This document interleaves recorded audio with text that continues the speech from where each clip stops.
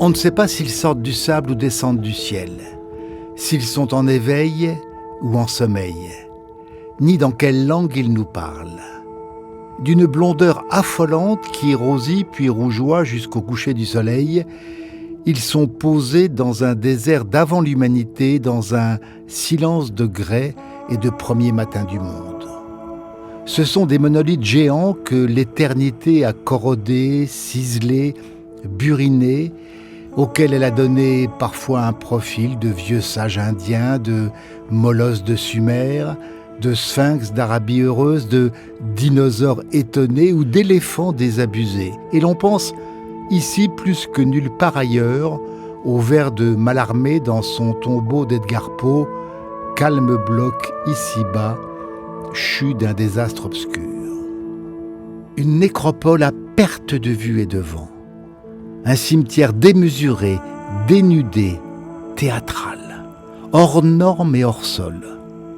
Ces quelques 93 ouvrages de pierre monumentaux datant du 1er siècle après Jésus-Christ sont en effet des mausolées rupestres dont les Nabatéens, qui vénéraient le dieu d'Uzarès, les déesses Manawatu et Al-Uza, ont sculpté les admirables façades ornées de moulurations et où, au milieu des gravures de lions, de girafes et d'autruches, ils ont déposé leurs morts, dont l'esprit dort depuis près de 20 siècles au fond de ces chefs-d'œuvre de la nature corrigés par la culture.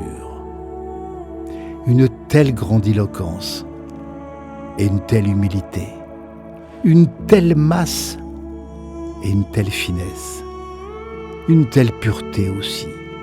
Le spectacle à la fois minéral et spirituel est magnifique, bouleversant, édifiant. Il nous élève. La solitude du lieu ajoute à l'émotion.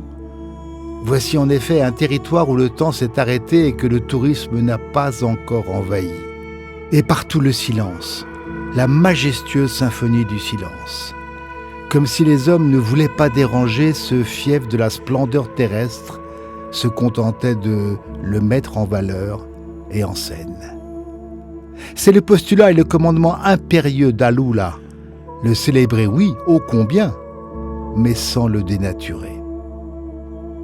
Avant de le quitter, en me promettant d'y revenir comme on se jure de retourner au pays des merveilles de l'enfance, j'ai demandé quels animaux, outre le dromadaire nonchalant et le cheval impétueux des nomades, vivaient encore à Alula.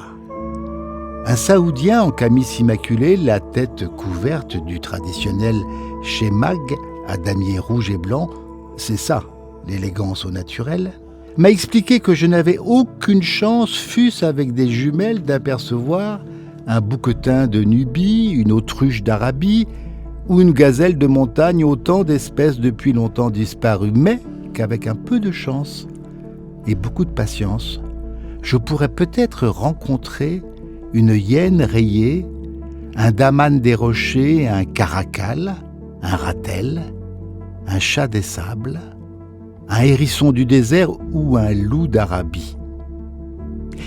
Et qui sait si, derrière la courbe lascive des dunes, je ne tomberais pas nez à nez sur le renard à la tête triangulaire de Fenech, dont Antoine de Saint-Exupéry livre le secret dans Le Petit Prince. Il est très simple.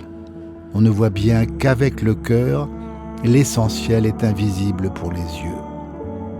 Aux confins d'Alula, et là seulement, le cœur et les yeux ne font qu'un.